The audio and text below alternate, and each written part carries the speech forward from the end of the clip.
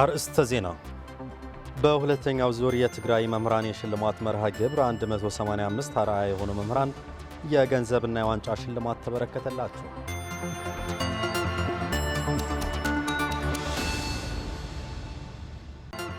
ጤና ይስጥልን ተመልካቾች፣ ከትግራይ ቴሌቪዥን የሚተላለፍ የአማርኛ ቋንቋ ዜናችን አሁን ጀምሯል። አብራችሁን ቆዩ። ዘርኡ ቢዝነስ ግሩፕ ከትግራይ ትምህርት ቢሮና ከትግራይ ቴሌቪዥን ጋር በመተባበር ባዘጋጀው ሁለተኛ ዙር የሽልማት መርሃ ግብር ላይ 185 አርአያ የተባሉ መምህራን ለሽልማት መብቃታቸውን ተገለጸ። በዚህ የሽልማት መርሃ ግብር ከተለያዩ የምዕራብ ትግራይ ተፈናቅለው በመጠለያ ጣቢያ የሚገኙ መምህራን ትውልድን ለማነጽ ባደረጉት የመማር ማስተማር ጥናት የዋንጫና የገንዘብ ሽልማትም ተበርክቶላቸዋል። ማዛ መኮንን ሁለተኛ ዙር አርአያ የሆኑ መምህራንና የትምህርት ቤት አመራሮች የሽልማት መርሃ ግብር ተከናወነ። ዘርኡ ቢዝነስ ግሩፕ ከትግራይ ቴሌቪዥንና ትምህርት ቢሮ ጋር በመተባበር ባዘጋጀው በዚህ ሁለተኛ ዙር የሽልማት መድረክ 185 መምህራን በተለያዩ ዘርፎች ተመርጠው ለሽልማትም በቅተዋል። መምህር አመተ ኢየሱስ በርሀ በትላንትናው ዕለት የሽልማት መርሃ ግብር ላይ የዋንጫና የ100 ሺህ ብር አሸናፊ ከሆኑት መካከል አንዷ ናት። መምህር አመተ ኢየሱስ ከምዕራብ ትግራይ ወልቃይት ወረዳ በነበረው ጆኖሳይዳዊ ጦርነት ተፈናቅላ አሁን ላይ በሽረ እንዳስላሴ ከተማ በመጠለያ ካምፕ የምትገኝ ሲሆን ከምዕራብ ትግራይ ተፈናቅለው በመጠለያ ካምፕ ላይ የሚገኙ ተማሪዎችን በማስተማር ትውልድ በማነጽ ላይ የምትገኝ ጠንካራ መምህርት ስትሆን በስሯ ያሉትን ዘርፈ ብዙ ችግሮች ሳይበግሯት የትግራይ ዋና መውጫ መንገድ ትምህርት ብቻ ነው በሚል እምነት ትውልድን ለማነጽ ባበረከተችው አስተዋጽኦ ለዚህ ክብር በቅታለች። ተፈናቅለን ከሽረ ከገባን በ2016 ዓመተ ምህረት በተመደብኩበት ቤት ትምህርት ነው። ይህን ውጤት የ3 ዓመት ውጤት ነው። በ2017 ተሸላማኝ ነበር። አንደኛ እንዳለሁ ግን ተሸላማኝ ነው። ስለዚህ ይህን ውጤቱ በአይዲፒ ያለ ችግር ተገንዝበ በሱ ያለ ሁሉ ነገር ደግፈ አሉ ብቻው ይማራሉ። በአይዲፒ በታተኑ ሰብስበ በማስተማር የተጎዳ ህዝብ ለመዳን ችግር አለፍ ነው ለገስ ያልፍ ግን ትውልድ ተጎድቶ እንዳይቀርብ ነው። ሌላኛዋ ከዳንሻ ወረዳ በጦርነቱ ምክንያት ተፈናቅላ በዋቃር ዱባ ትምህርት ቤት ተማሪዎችን እውቀት እንዲቀስሙ በማድረግ ላበረከተችው አስተዋጽኦ የሰርቲፊኬትና 50 ሺህ ብር ተሸላሚ የሆነችው መምህርት ለታይ ሐጎስ በርካታ ፈተናዎችን ተሻግራ ጥንካሬን በመላበስ ተፈናቃይ ህጻናትና በአካባቢው የሚገኙ ታዳጊዎችን እውቀት እንዲገበዩ በማድረግ የድርሻዋን እየተወጣች ያለች የጀግና ተምሳሌት መምህር ናት። ያስመጣ መጀመሪያ በስንት መከራ ደርሶብን ነው የመጣን። ንብረታችን ዋለም ሌላም ሀብታችን የነበረው እዛ ቀርተላል። ስለዚህ አሁንም በስንት መከራ ይሄን ችለን በዛ የተመደብንበት ቤት ትምህርት ጠንካራ ሆነን ለነዛ ተማሪዎች ደግሞ ጥሩ ውጤት እንዳመጡና ጠንከር ያለ ስራ እየሰራን እንገኛለን ማለት ነው። አሁን ግን ትምህርት ቤታችን የምትገኘው በተመዛባይ መሃል ናት የምትገኘውና ይሄኛው ሁሉ ችግር ወላ ግን የተማዛል ተማሪ ያለ የነዋሪዎች ተማሪ የማህበረሰብ ጠቅላላ ዛ የሚገኙት ተማሪዎች አሉ። ወደ 2500 አካባቢ የሚሆኑት እና ይሄኛው ደግሞ ፀሐይና ብርድ ሳይሉ እነዚህ ተማሪዎች የተማዛልም እንደዛም የነዋሪዎችን ችለን ይሄ መከራ ሲደርስብን ደግሞ ተሻሽለን ደግሞ ችለን ደግሞ ጥሩ ውጤት እንዳመጡ ደግሞ በጣም ከፍተኛ እያደረግን እንገኛለን ማለት ነው። ሌላኛው ከትግራይ ምዕራባዊ ዞን ቃፍታ ሁመራ ወረዳ የተፈናቀለው መምህር ካሕሱ ገብረ ሚካኤል በሁለተኛ ዙር የአርአያ መምህራን ሰርቲፊኬትና የ50 ሺህ ብር ተሸላሚ ነው። መምህር ካሕሱ ልክ እንደ ማንኛውም ተፈናቃይ በከባድ መከራ እያለፈ ያለ ቢሆንም እንኳን ተፈናቅለው በተስፋ መቁረጥ ውስጥ የነበሩ ተማሪዎችን ወደ ትምህርት ገበታቸው እንዲመለሱ ሰፊ ጥረትና ጥናት በማድረግ ተማሪዎቹ ትምህርታቸውን እንዲከታተሉ ሰፊ ስራ የሰራ አርአያ የሆነ አስተማሪ ነው። ናብዚ ሽልማት ዘውቃኒ ብዛዕባ መጠነ ምቁራጽ ወደዚህ ሽልማት የበቃው ተፈናቃይ ተማሪዎች ትምህርት በማቋረጥ በሚል ጥናት በማድረግ በየዓመቱ ትምህርት እያቋረጡ ያሉ ተፈናቃዮች ወደ ትምህርት ገበታ ለመመለስ ከእንዳባ ጻማ ወረዳ አስተዳደር ጋር በጋራ በመተባበር ትምህርት ያቋረጡ ተማሪዎች ወደ ትምህርት ገበታቸው ለመመለስ ምክርና ስልጠና እንዲሁም ሙያዊ ድጋፍ በመስጠት ነው ለዚህ ሽልማት የበቃሁት። እነዚህ በገንዘብ የማይተመኑ ዕውቀታቸውን ከትውልድ በማሸጋገር ትውልድን ለማነጽ መስዋዕትነት እየከፈሉ ያሉት ወርቅ የሆኑ መምህራን ለዚህ ሽልማት የበቁት ሁሉም ነገር አልጋ ባልጋ ሆኖላቸው ሳይሆን በአስከፊው ሁኔታ ውስጥ ሆነው ደሞዝ በሌለበት ነው። ሆኖም ግን የትግራይ ችግሮች የሚቀረፉት በትምህርት ብቻ መሆኑ በመገንዘብ ሰፊ መስዋዕትነት እየከፈሉ ያሉ ጀግኖችም ናቸው። ምንም ለውጥ የለውም ያለ አሁንም በጣም ከችግር በላይ እንገኛለን ማለት ነው።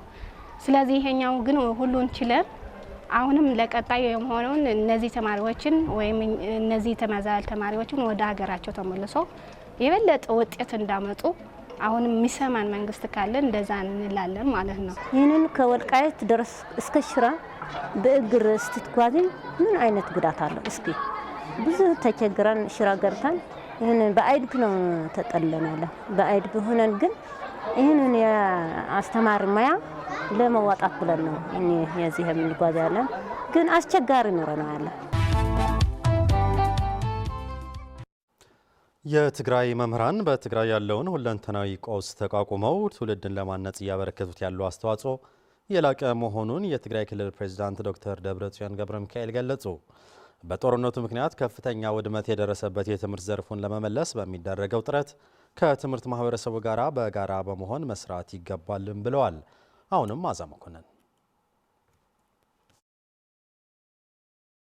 ዘርኡ ቢዝነስ ግሩፕ ከትግራይ ቴሌቪዥንና ትምህርት ቢሮ ጋር በመተባበር ያዘጋጁት ሁለተኛ ዙር አርአያ የሆኑ መምህራንና የትምህርት ቤት አመራሮች ሽልማት ተካሂዷል። በዚህ መድረክ 185 አርአያ የሆኑ መምህራን የተሸለሙ ሲሆን በሽልማት መርሃ ግብሩ ላይ በክብር እንግድነት የተገኙት የትግራይ ክልል ፕሬዝዳንት ዶክተር ደብረጽዮን ገብረሚካኤል ባደረጉት ንግግር ባለፉት ዓመታት በትምህርት ዘርፉ ከፍተኛ ለውጥ መታየቱን ገልጸው የአንድ ሀገር ከችግር መውጫ መንገድ ትምህርት ብቻ በመሆኑ ይህንን ዘርፍ ማጠናከር እንደሚገባም ገልጿል። ትግራይ ካብ ዝተሓተ ክሳብ ዝለዓለ ሳላ ቃልሲ ሳላ መስዋዕቲ ትግራይ ከታች እስከ ላይ የትግራይ ልጆች በከፍሉት መስዋዕትነት ላለፉት ዓመታት በሁሉም ዘርፍ የተማረ ትውልድ ተፈጥሯል። ላለፉት ዓመታት በአጭር ጊዜ ትምህርት ላይ ከፍተኛ ውጤት ተመዝግበዋል። ምክንያቱም ትምህርት ዋናና ቁልፍ ጉዳይ ስለሆነ ነው። ከችግር መውጫም መንገድ ነው። ዋና መሰረተ ልማት ብለን የምንገልጸውም ለመለወጥ ትምህርት ወሳኝ ስለሆነ ነው።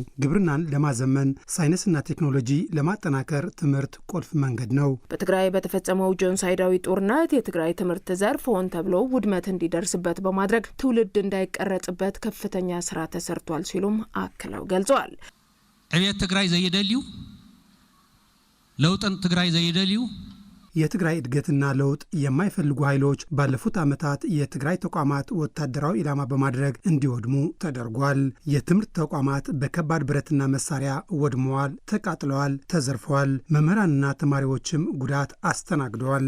ስለዚህ የተማረ ትውልድ በትግራይ እንዳይፈጠር ሆን ተብሎ ነው የተሰራው። ከፕሪቶሪያው ስምምነት በኋላ ዘርፉን ለመመለስ የትምህርት ማህበረሰብ የተለያዩ ስራዎችን በመስራት ላይ እንደነበረ ገልጸው አሁንም ይህ ችግር ሳይቀረፍ መምህራንና አጠቃላይ የትግራይ ህዝብ በከፍተኛ መከራ እንዲያልፍ እየተደረገ ነውም ብለዋል። መምህራን ይህንን ችግር ተቋቁሞ አሁንም ትውልዱም በትምህርት ገበታ እንዲውልና ትውልድ የማነጽ ስራ ላይ እየተደረገ ላለው ጥረትም ዶክተር ደብረጽዮን ምስጋናቸውን አቅርበዋል።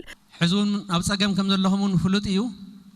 ትግራይ ኣብ ጸገም ስለዘላ መምህራን በከባድ ችግር ውስጥ እንዳላችሁ ይታወቃል። አጠቃላይ የትግራይ ህዝብም በከባድ ችግር ውስጥ ነው የሚገኘው። በትግራይ የሚገኙ ትምህርት ቤቶች የተፈናቃዮች መጠለያ ሆነዋል። ተፈናቃዮች ወደ ቦታቸው ስላልተመለሱና መጠለያ ስለሌላቸው መጠለያ ሆነዋል። ህዝባችን ተቸግረዋል። ልጆቻችንም እንዲሁ። ትግራይ በክልከላ ውስጥ ስላለች የመንግስት ሰራተኛ ደሞዝ ሙሉ በሙሉ መክፈል የማይቻልበት ደረጃ ላይ ተደርሷል። አሁን ላይ መምህራን ህጻናት ብቻ አይደለም ትግራይን ነው እያስተማራችሁ ያላችሁት፣ የነገን ትውልድ ነው እያነጻችሁ ያላችሁት። በተለይ በገጠር አካባቢ ያላችሁ የተለያዩ ችግር ስላላችሁ ማለት ነው። በከተማ ያላችሁም በችግር ውስጥ ናችሁ እና በከባድ ችግር ውስጥ ሆነ ውጤታማ ስራ መስራት ታላቅ ነገር ስለሆነ ለሁላችሁም የላቀ ምስጋና ይድረሳችሁ። የትግራይ ህዝብ ካለበት ችግር እንዲወጣ መምህራንም ካሉበት ሁለንተናዊ ቀውስ እንዲላቀቁ መንግስት የድርሻውን እንደሚወጣም ዶክተር ደብረጽዮን ገልጸዋል። ኣብ ጸገሚሁም ዘለኹም ተሐጋጊዝና ኢና ህንወጽ በችግር ውስጥ ነው ያላችሁት። ተደጋግፈን ከዚህ ችግር መውጣት አለብን። መንግስትም በደሞዝና ሌሎች ጉዳዮች ዙሪያ የሚቻለውን ሁሉ ያደርጋል። ከሁሉም በላይ ግን የትምህርት ተቋማት ተገንብተው የዛሬና የነገን ትውልድ ውጤታማ እንዲሆኑ ሁላችንም ልንረባረብ ይገባል። ትውልድ እንዲቀጥልና የተማረ ዜጋን ለማፍራት የትምህርት ስርዓቱ ለማዘመን ሁሉም በየዘርፉ ሊሰራ ይገባል ተባለ። የተባለው የትግራይ ትምህርት ቢሮ ከዘርኡ ቢዝነስ ግሩፕ እንዲሁም ከትግራይ ቴሌቪዥን ጋር በመተባበር ከተለያዩ ወረዳዎች ከመንግስታዊና መንግስታዊ ካልሆኑ ትምህርት ቤቶች ለተመረጡ 185 ብቁ መምህራንና የትምህርት አመራሮች ሽልማት በተሰጠበት መድረክ ነው። ፍሬዎት ወልደመድን የትግራይ ትምህርት ስርዓትን ለማነቃቃት እንዲሁም ማህበረሰቡ ለመምህራንና የመምህርነት ሙያም በተገቢ መንገድ ክብር እንዲሰጥ እንዲሁም ብልጫ ያላቸው መምህራንና የትምህርት ተቋማት አመራሮችን እውቅናና የምስጋና ሽልማት ለማበርከት በማለም የትግራይ ትምህርት ቢሮ ከዘርኡ ቢዝነስ ግሩፕ እንዲሁም ከትግራይ ቴሌቪዥን ጋር በመተባበር ከተለያዩ ወረዳዎች ከመንግስታዊና መንግስታዊ ካልሆኑ ትምህርት ቤቶች ለተመረጡ 95 መምህራን፣ 83 የትምህርት ተቋማት አመራሮች እንዲሁም በጥሮታ ለተሰናበቱ 7 መምህራን በአጠቃላይ 185 ብቁ መምህራንን ሸልሟል። በሽልማት ስነ ስርዓቱ ተገኝተው ንግግር ያደረጉት የትግራይ ትምህርት ቢሮ ኃላፊ ዶክተር ኪሮስ ኩዑሽ በትግራይ በተካሄደው ጦርነት ከፍተኛ ጉዳትንና ኪሳራን ያስተናገደው የትምህርት ዘርፉን ዳግም እንዲያንሰራራ ለማድረግ ከነ ችግሮችም ቢሆን እየሰራ እንዳለ አስረድተዋል። የትግራይ መምህራን በጦርነቱ ከደረሰባቸው የማህበራዊ ኢኮኖሚያዊ እንዲሁም ስነ አእምሯዊ ችግር ሳያገግሙ አጣብቂኝ ውስጥ ሆነው የተማረ ዜጋን በመፍጠር ላይ ይገኛሉ ሲሉም ተናግረዋል። ካብዚ ኩለንተናዊ ጸገም ንምውጻእ ዝስራሕ ስራሕ ብዘይካ ርእዩ ተሳተፈ መምህራንን አመራር ከገጠመን ችግር ለማላቀቅ በሚሰራው ስራ ከመምህራንና ከትምህርት ተቋማት አመራሮች ተሳትፎ ውጭ ማሳካት እንደማይቻል ይታወቃል። የትግራይ መምህራን በትግራይ መደበኛ የትምህርት ስርዓት ከጀመረበት ጀምሮም በየጊዜው ለተመዘገቡ ውጤቶች ትልቅ ሚና የተጫወቱ ናቸው። በተለይ ደግሞ በትግራይ በተካሄደው የጄኖሳይዳዊ ጦርነት ሁለንተናዊ ውድመት የደረሰበት የትግራይ የትምህርት ዘርፍ ለማቅናት መምህርነት ሙያ ግዴታቸው ብቻ ሳይሆን ትውልድ ማነጽ አንዱ የመልሶ ግንባታ ስራ መሆኑን አምነው መደበኛ ትምህርት ለመከናወን አስቸጋሪ ሁኔታን ተቋቁመው በከፍተኛ ችግር ላይ ሆነው እየሰሩ ናቸው። ተሸላሚ መምህራን ሽልማቱ ላበረከቱት አስተዋጽኦ ምስጋና ቢሆንም በቀጣይ የበለጠ እንዲሰሩ ኃላፊነት መሸከም ነው ሲሉም ተናግረዋል። ናይዚ ዕለት ተሸለምቲ መምህራንን አመራር አብያተ ትምህርትን ተሸላሚ መምህራንና የትምህርት ተቋሞች አመራሮች እንኳን ደስ አላችሁ እያልኩኝ የሽልማት ያለፈው ብቁ ስራችሁ ብቻ ሳይሆን ነገ ለምትሰሩትም ስራም ስንቅና አቅም እንዲሆናችሁ ታሳቢ ያደረገ ነው። ለሽልማት ያበቃችሁ ብቻ ሳትሆኑ በትግራይ ላይ የምትገኙ መምህራን ያለውን ሁለንተናዊ ችግር ተቋቁማችሁ የተማረ ዜጋን ለማፍራት እየከፈላችሁ ስላለው ከባድ መስዋዕትነት ያለኝ ክብር መግለጽ እወዳለሁ።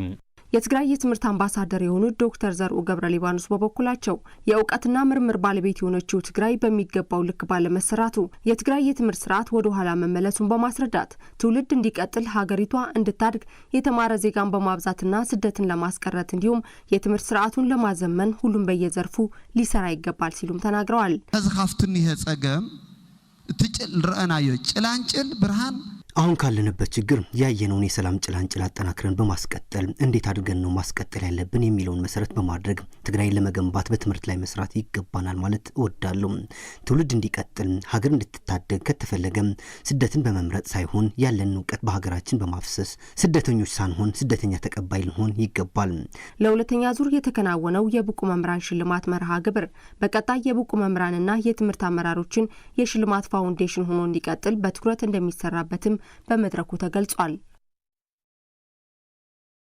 ተመልካቾች ዜናዎቻችን አብቅተዋል። ስለተከታተላችሁ እናመሰግናለን። ከቀሪዎቹ የትግራይ ቴሌቪዥን ዝግጅቶች ጋር መልካም ቆይታ ይሁንላችሁ።